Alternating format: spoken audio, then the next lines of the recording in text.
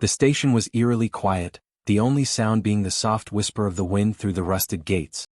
It had been years since anyone had stepped foot on platform 13 of the abandoned station, deep in the forgotten corners of Eastern Europe.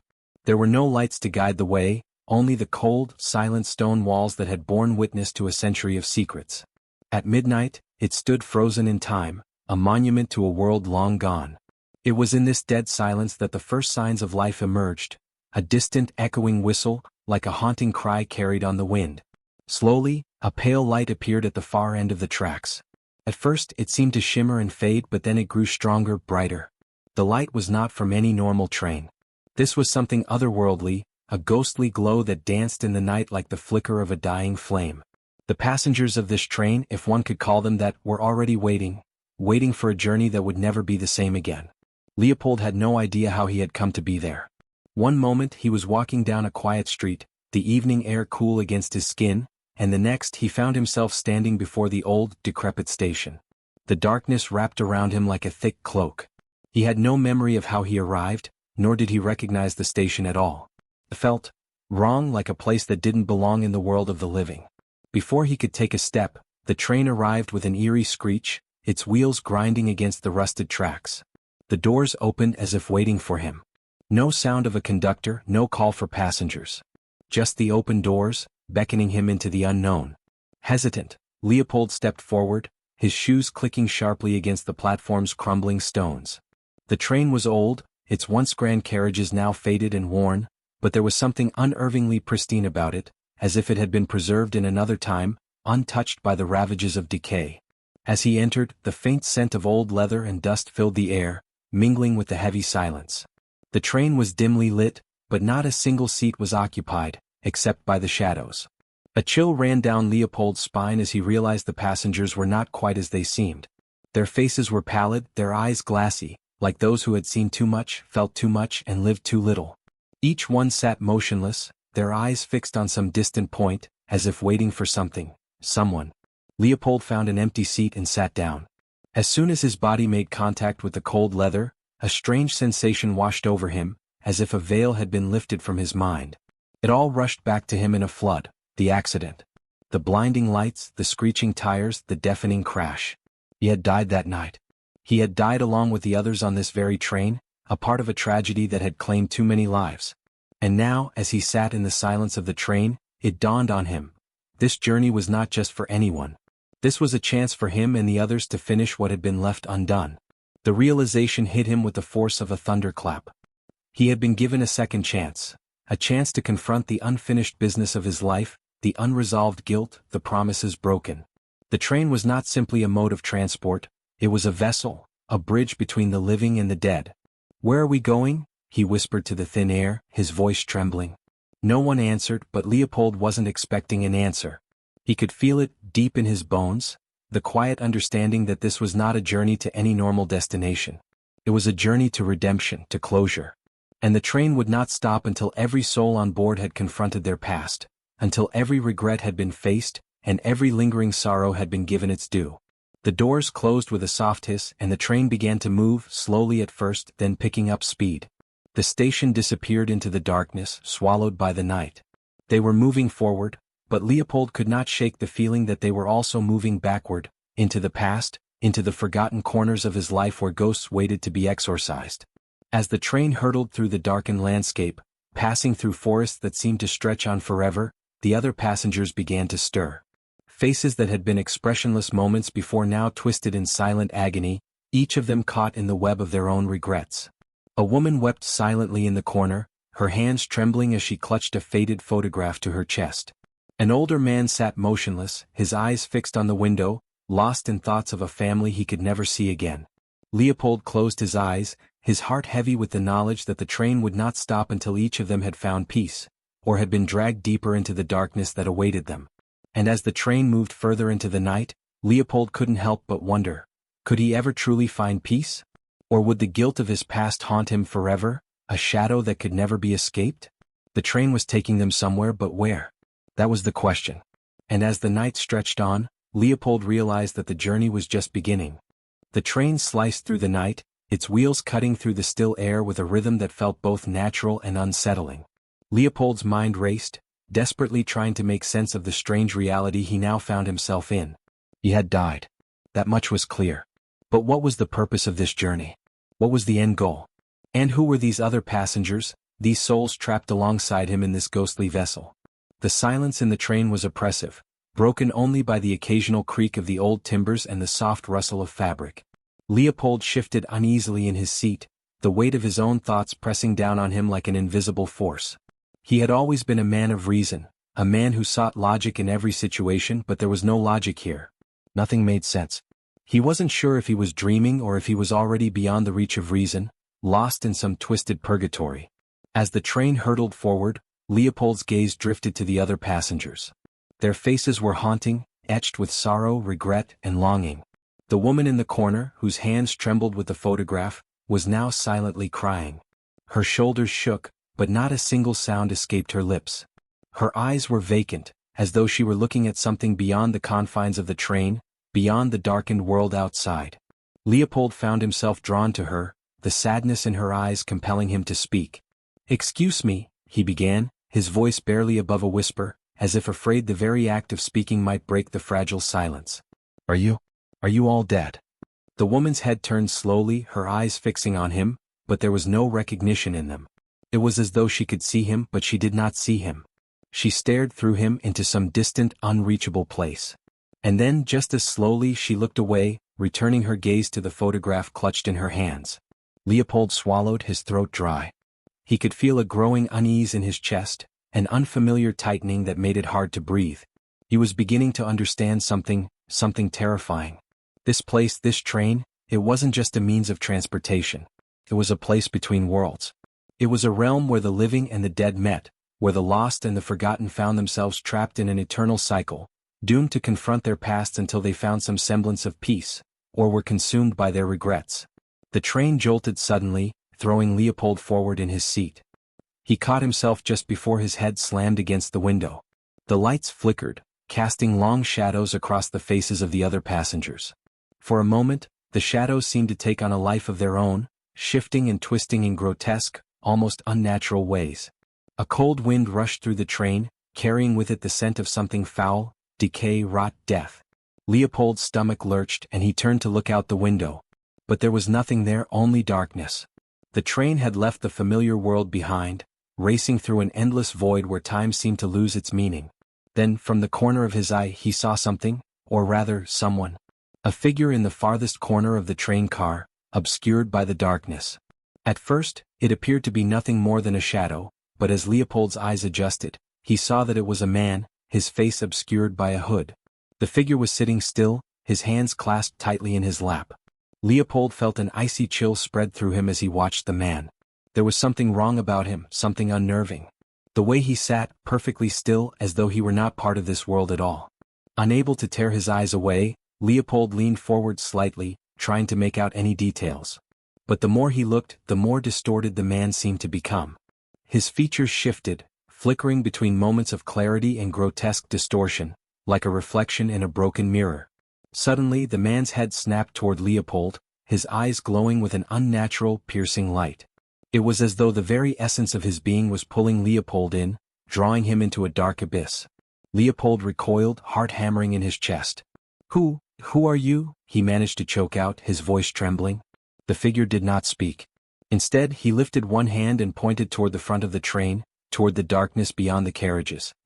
His gesture was slow, deliberate, as though he were marking a path that Leopold was destined to follow. And then, as quickly as the vision had appeared, it vanished. The figure was gone, lost once again in the dark recesses of the train. Leopold sat frozen, unsure whether the encounter had been real or a product of his strained mind. But deep down he knew it had been real. Whatever this place was, whatever this train was, it was not a dream. It was something far darker, something that no amount of logic could explain. The train continued its relentless journey through the night, but now the atmosphere had changed. The silence had deepened, thickened. The passengers around him seemed to grow more agitated, shifting in their seats, their eyes darting nervously from side to side. It was as if they too could sense something was coming, something that would demand more from them than they had bargained for. Leopold turned his gaze toward the front of the train, where the dark figure had pointed. There, through the thin veil of dim light, He saw the outline of another passenger, a man standing in the aisle, staring directly at him. The man was tall, unnervingly so, and his face was obscured by a wide-brimmed hat. But there was no mistaking the sense of malice emanating from him, the dark energy that seemed to ripple in the air around him. Leopold's breath caught in his throat. He knew, with a chilling certainty, that this man was not a passenger like the others. He was something else, something that did not belong on this train. And then, as if summoned by his thoughts, the man moved, his footsteps slow and deliberate as he walked toward Leopold. Each step was like a death knell, echoing through the hollow train car. The air grew colder, the shadows darker as the figure drew nearer. Leopold opened his mouth to scream, but no sound came out. The man's eyes were locked on his, and in those eyes, Leopold saw the reflection of something far worse than death itself. Something had come for them. Something had come for all of them. And it wasn't going to stop until it had claimed them all. The train rumbled on through the endless night, carrying its passengers deeper into a nightmare they could never escape. The train plunged further into the darkness, its engine roaring like a beast determined to devour the night. Leopold's heart thudded painfully in his chest as the tall man in the wide-brimmed hat continued his slow march toward him. Each of the man's steps felt like the ticking of a clock counting down to something inevitable, something terrible. Leopold's hands gripped the edge of his seat, knuckles turning white as he tried to steady himself. His mind raced. What was this man? Why did he feel so wrong? The air around him grew colder still, the temperature dropping so sharply that Leopold could see his breath in the faint light of the train. His skin crawled as a presence seemed to settle into the space around him, a presence that was far darker than the shadows in the corners of the car. The man's gaze never wavered from Leopold's eyes. There was no warmth, no human recognition in that stare, only an unblinking, almost predatory intensity. As the figure grew closer, Leopold's stomach twisted.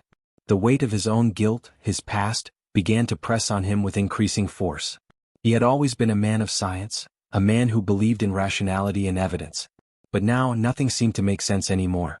The train, the figures, the feeling of being caught between worlds, it was as if his very understanding of life had been shattered, and he was now drifting in a place where logic had no hold. The tall man stopped just a few feet from Leopold's seat, towering over him. He tilted his head slightly, his lips curling into a cruel, knowing smile. It wasn't the smile of someone who was pleased, it was the smile of someone who understood exactly what you were afraid of.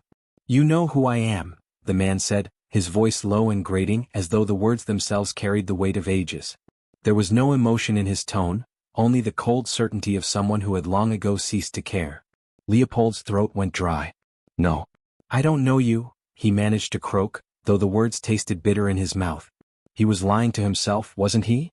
There was something familiar about this man, a feeling he couldn't quite place. A memory just out of reach. A face from his past, perhaps? The man leaned forward slightly, his shadow stretching across Leopold, swallowing the small amount of light that remained. The train lurched again, a violent shudder that sent ripples through the car, but the man's eyes remained fixed on Leopold's with unnerving intensity. "You don't remember," the man said, his voice almost a hiss. "But you will. In time you will remember. And then you will understand the price of your choices." Leopold's heart skipped a beat. "The price of my choices? What are you talking about?" But the man did not answer. Instead he turned away, gliding down the aisle with a smooth, unsettling grace. His footsteps did not echo like a normal person's. They seemed to absorb the sound as if the train itself was holding its breath. The oppressive darkness seemed to shift with his movements, pressing in on Leopold as though the walls of the train were closing in around him. The temperature in the car dropped even further. Leopold could feel the cold seeping into his very bones, a biting, unnatural chill that made every breath feel like ice. He glanced around at the other passengers, hoping for some sign of reassurance, but the faces around him were vacant, hollow. They looked as if they had been waiting for something, a reckoning perhaps, for a long time. One woman sat hunched over, clutching her arms to her chest as if trying to hold herself together. Her eyes were wide and vacant, staring straight ahead as though she were lost in a dream, or perhaps a nightmare. Her fingers twitched intermittently, but she made no move to speak or acknowledge anyone around her. Leopold's stomach twisted with unease as the silence stretched on. He felt like an intruder in this place, this strange limbo where the boundaries between life and death no longer seemed to exist. The weight of the atmosphere, dense, suffocating, full of things unsaid, pressed down on him harder with every passing second.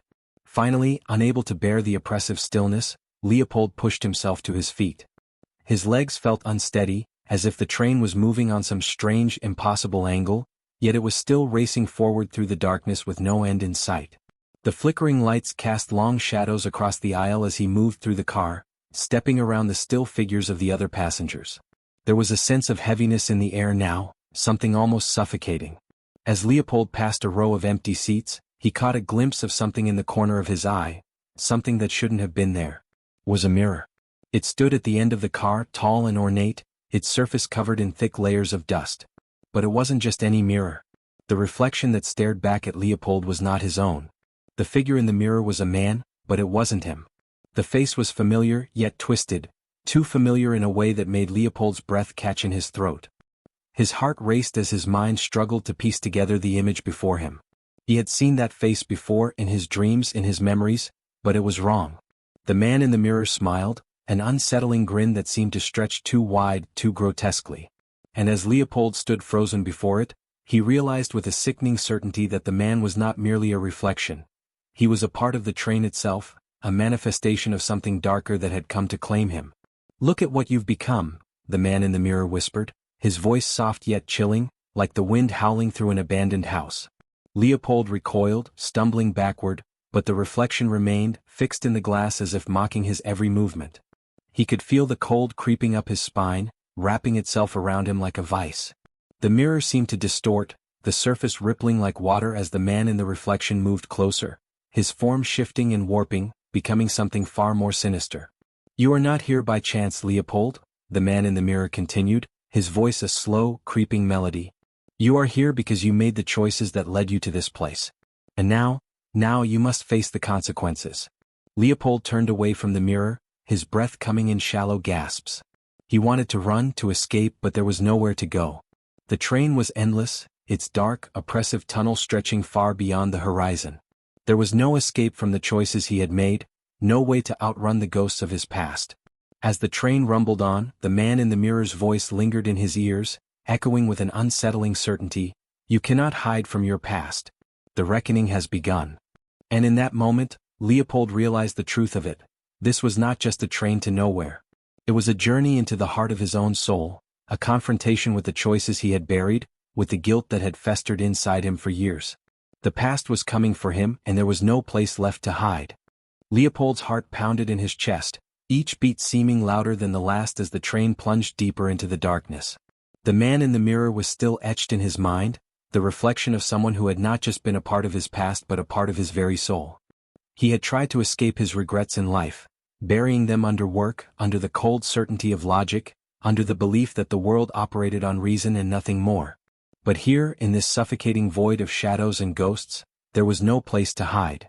The train rattled with an eerie groan, and the lights flickered above him, casting fleeting, ominous shadows that seemed to dance across the walls. Leopold stood frozen in place, caught between fear and confusion, between wanting to understand and wishing to flee. He felt a strange pull in his chest, something invisible yet tangible, as if the train itself was drawing him deeper into its terrifying grip. A low murmur filled the air, faint voices that seemed to rise from the very walls. They were unintelligible at first, whispers that slithered through the cracks in the metal, like 1,000 voices trapped in a forgotten prison. But as Leopold listened closer, they began to take shape, coalescing into words.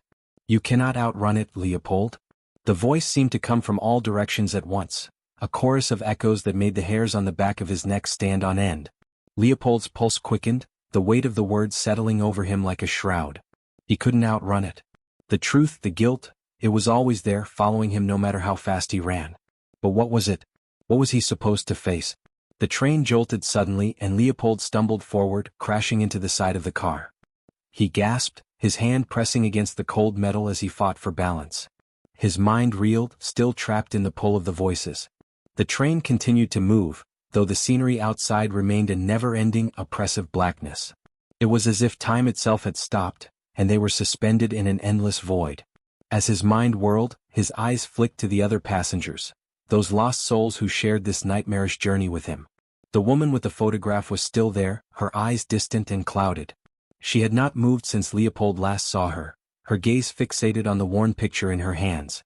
The man who had sat silently near the back of the car had begun to twitch, his body jerking with sudden spasms. His hands grasped at the seat as if trying to keep himself grounded, but his face was twisted in a silent scream, his eyes wide with terror as if something far beyond the train itself was closing in on him. Leopold's gaze shifted, searching for any sign of sanity, but instead he found only more questions. The passengers were not just strangers, they were fragments of stories, pieces of something he had never fully understood. Who were they? His stomach twisted with unease as the man in the wide-brimmed hat appeared again, this time standing at the threshold between two cars. His presence seemed to drain the air of warmth, leaving behind a chill that numbed Leopold's limbs. The man didn't move for a long moment, his gaze shifting from passenger to passenger. Finally he turned toward Leopold, his eyes glowing faintly in the dim light. "You are beginning to see it, aren't you?" The man's voice was smooth, like the rustle of dry leaves. "You think you're alone but you're not. Not really." Leopold swallowed hard, his throat dry. "What do you mean? What are you trying to say?" The tall man slowly stepped closer, his hands resting lightly on the back of a seat. His face was still obscured by the shadow of the brimmed hat, but there was no mistaking the malevolence that radiated from him. "You think this is all some kind of mistake, don't you? That you ended up here by accident. But that's not true. This train doesn't just come for anyone. It's drawn to those who have unresolved debts, unpaid dues. The things you thought you could forget, the choices you thought would never catch up with you." Leopold took an involuntary step back, his mind spinning. He felt a tightening in his chest, a pressure building with each word the man spoke. "Who are you? What do you want from me?" The man's lips curled into a thin, humorless smile. "I want nothing from you, Leopold. What's coming for you, it's coming because of you." Leopold's mind reeled. "No, that can't be. I didn't do anything wrong. I've tried to live a good life. I didn't hurt anyone." "Good life?" The man's laughter was hollow, like a rusted bell tolling in the distance. "You think you can hide behind that? You think your so-called good life matters now?" Leopold flinched as the words hit him like a slap. His hands clenched at his sides, nails digging into his palms. The guilt surged within him, a tidal wave of unspoken truths. The things he had pushed down, buried so deeply in his mind, suddenly threatened to break free, to overwhelm him. But before he could respond, the train lurched again, and the harsh screech of the brakes echoed through the car, vibrating through his very bones. The passengers around him jolted forward, their bodies snapping to attention as the train ground to a slow, terrifying halt. The lights flickered and went out completely, plunging the train into complete darkness. The air grew thick, suffocating, as if the very space around them had frozen. Leopold's breath caught in his throat, his eyes straining to see anything in the pitch-black abyss. In the silence that followed, the whispering voices returned, louder now, reverberating through his skull. The words were clearer this time, more distinct. The voices, once fragmented, now blended into a single haunting chorus. "You cannot escape." Leopold's pulse hammered in his ears as the train seemed to settle, the air thick with dread. And then from the shadows he heard it, the faint sound of footsteps, slow and deliberate, moving toward him. The figure emerged from the darkness and Leopold's blood turned to ice. It was himself. The man who stood before him was a twisted reflection of the man he had been, a younger version of himself but hollow-eyed, gaunt, like something from a fevered dream. The man's lips curled into a twisted grin, one that mirrored the grotesque expression in the mirror earlier. The air grew colder still, and Leopold could feel his breath fogging in front of him. The younger version of himself spoke in a voice that was distorted, a harsh whisper that sent chills down his spine. "You never faced the truth, Leopold. You thought you could run. You thought you could escape the consequences of your actions. But we both know you can't. We both know what you did." The weight of his past slammed into him and Leopold's knees buckled beneath him. The memories surged forward, the faces of the people he had wronged, the mistakes he had made, the choices he had been too afraid to confront. The truth was here, staring him in the face. "You can't hide from yourself," the twisted version of Leopold murmured. "You never could." As the words echoed through the train, Leopold felt a coldness inside him that wasn't just from the air, it was something deeper, something that gnawed at his very soul. The train had brought him here not just to face death but to face the truth he had spent his entire life running from. And now it was time for him to confront it. There was no escape. The train had come to a stop, but Leopold's journey had only just begun. Leopold couldn't breathe. His chest felt like it was being crushed by some unseen weight. The man standing before him, his younger self twisted and broken, seemed to draw every ounce of air from the space around them. The dark train car, already suffocating with its heavy silence, now felt as if it were closing in on him. He wanted to run, to escape, but his legs refused to move. His body felt frozen, locked in place by the sheer force of the nightmare unfolding before him. The twisted reflection of Leopold grinned, his eyes hollow and black, voids that swallowed any light that came near them. "You always thought you could outrun your mistakes, didn't you?" the other Leopold whispered, his voice sharp and brittle like cracking ice. "But the truth always catches up. The past, it's never as far behind as you think." Leopold's mind swirled, a chaotic mess of memories and regrets, racing through his head faster than he could process them. He tried to speak, but the words lodged in his throat, too heavy to form. His mind was trapped in a labyrinth of guilt, of choices made long ago that had led him to this moment. He choked on the words, but the twisted version of himself wasn't interested in listening. Instead, it stepped closer, each step echoing in the suffocating stillness of the train car. "You never learned, did you? You thought you could hide behind your achievements, your science, your so-called logic?" The twisted version spat. "You thought you could control everything. But you couldn't control me. You couldn't control the choices you made. You couldn't control the damage." Leopold felt his stomach lurch. This wasn't just a mirror, this was a manifestation of everything he had tried to suppress. The lies, the regrets, the mistakes he had buried deep inside. This figure was a reflection of his own guilt, his own self-loathing. The darkness in the car seemed to pulse with each word that came from his twisted self. It wrapped around him, squeezing tighter, making it harder and harder to think. Leopold could feel his knees weakening, the weight of the truth pressing down on him with unbearable force. The younger version of Leopold reached out, placing a cold, skeletal hand on his shoulder. "Do you feel it, Leopold? The weight of the lives you ruined. The choices you never took responsibility for. The pain you caused." Leopold flinched as the touch seemed to burn through him. His breath came in shallow, ragged gasps. He didn't want to face this. He didn't want to confront the reality of what he had done, the people he had hurt, the promises he had broken.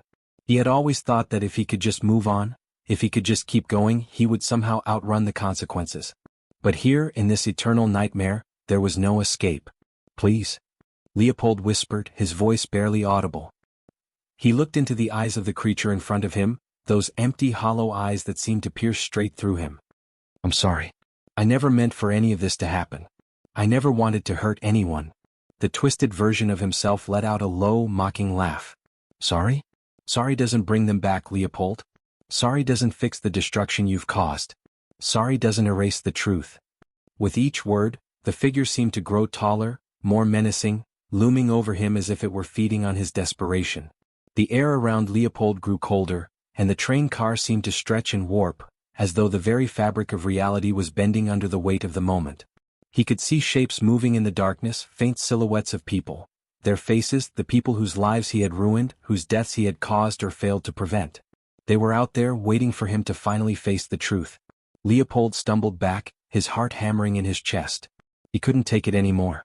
He was drowning in guilt, suffocated by the ghosts of his past. He had to get out, had to escape this nightmare. But the twisted figure of his younger self blocked his way. "You can't run, Leopold," it whispered, its voice low and insistent. "Not anymore." Leopold's chest tightened with a sudden, overwhelming realization. There was no escape. There was nowhere to run. The train wasn't just taking him on a journey through darkness, it was forcing him to confront the choices he had made, the people he had failed, the times he had chosen the easy path, the wrong path. The truth was coming for him, and he had nowhere to hide. "You think you can escape it by pretending it never happened?" the figure continued. "By burying it deep in your mind, pretending it's all gone? You can't. You never could. This is where the reckoning begins, Leopold." The train car seemed to vibrate with the words, and suddenly, Leopold was no longer in the car. His surroundings shifted, the train now a distant memory as he found himself standing in a vast, empty void. It was a place outside of time, a space where the very concept of reality seemed to collapse.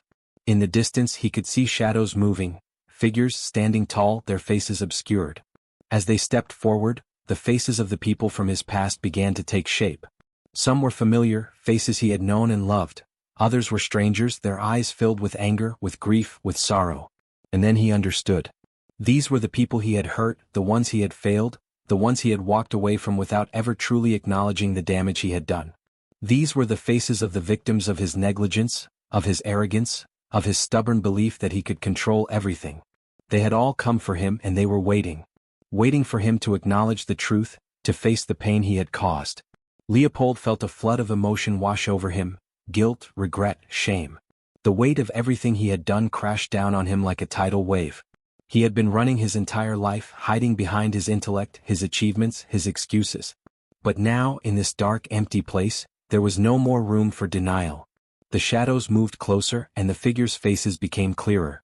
They were not angry, not vengeful, but there was a deep, painful sorrow in their eyes. Leopold felt his chest tighten as one of the figures, an older man he recognized as his father, reached out a hand. The man's eyes were filled with something far more terrifying than anger, disappointment. "You never made it right, Leopold," his father's voice echoed in the empty space, a voice filled with years of unsaid words. "You never even tried." The sound of his father's voice cut through him, slicing into the heart of his guilt. The years of running, of pretending, had led him here. And now he was forced to face the truth. He had never truly atoned for the pain he had caused. Not just the people he had hurt directly, but the lives he had neglected, the promises he had broken, the chance he had taken with fate instead of doing what was right. A cold tear slipped down his cheek, and he realized that the reckoning wasn't just about facing the people he had wronged, it was about facing himself. The figures closed in, their faces full of sorrow and anguish. Leopold felt himself breaking under the weight of their gaze. He couldn't speak, couldn't explain, couldn't apologize enough. All he could do was stand there and face the consequences of his life. The choices he had made, the mistakes he had ignored, the truth he had buried deep within himself. The reckoning had come. And it was far worse than any of his fears. As the figures reached him, Leopold finally understood. The ghosts were not here to punish him. They were here to show him that true redemption could only come when he finally faced the truth, when he stopped running from what he had done, and took responsibility for the pain he had caused. But would he? Could he? Or was it too late? The journey was far from over. The darkness stretched on, relentless and unforgiving, wrapping itself around Leopold like a suffocating blanket. The figures of his past were no longer just faces, each one now felt like a living, breathing presence. Their eyes, full of sorrow and regret, locked onto him, each of them demanding something that he had spent his entire life avoiding. The weight of their gaze crushed him, each look a reminder of his failures, his mistakes, and the choices he had made that had irrevocably altered their lives. In the emptiness of the void, he stood alone, lost, overwhelmed, and drowning in the truth he had been running from. The train, the voices, the shadows, it was all part of the reckoning. The coldness of the air seemed to seep into his very bones, and yet, amidst the growing darkness, a faint glimmer of light appeared, distant at first but growing stronger. It was as if the universe itself was offering him one last chance. Leopold closed his eyes, his heart heavy with the realization that he could not change the past. The faces around him were not just reminders of his guilt, but also of the lessons he had failed to learn. He had been so focused on controlling everything, on hiding behind his intellect and achievements, that he had neglected the most basic truth of all, that life is about people, not perfection. As the light grew brighter, something inside him shifted. A warmth began to fill the cold, dark space, and for the first time since this journey began, Leopold felt a sense of peace. A fleeting, fragile sense that maybe, just maybe, he could find some form of redemption. The light now enveloped him, washing over him like a gentle tide. He felt it in his bones, a deep, soothing warmth that cut through the chill of his regrets. The figures around him, the faces of the people he had failed, began to fade, their expressions softening as if they understood. Perhaps they too had been waiting for him to finally see it, that redemption isn't about undoing the past, but about acknowledging it, understanding the pain it caused, and allowing oneself to move forward. "You've seen it, haven't you?" The voice was familiar, a whisper from the man in the wide-brimmed hat, the one who had been there from the beginning. He appeared once more, his silhouette bathed in the same light that now surrounded Leopold. "You understand now. This journey, it wasn't meant to punish you. It was meant to free you."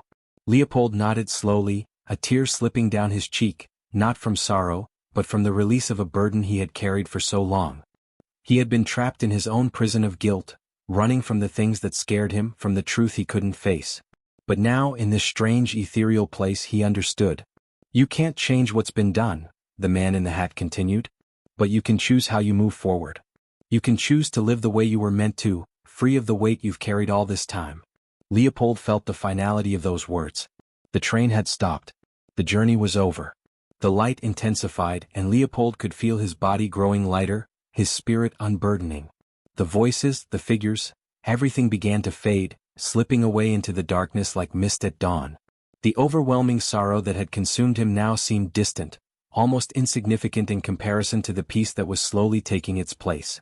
The man in the wide-brimmed hat stepped back, his figure becoming a silhouette against the light. "Remember this, Leopold," he said softly, his voice carrying the weight of 1,000 untold stories. "The past will always be a part of you. But it doesn't define you. The choices you make from this moment forward, that's what truly matters."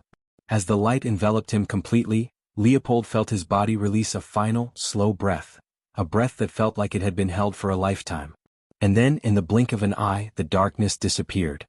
The train, the figures, the ghosts of the past, all of it was gone. Leopold opened his eyes.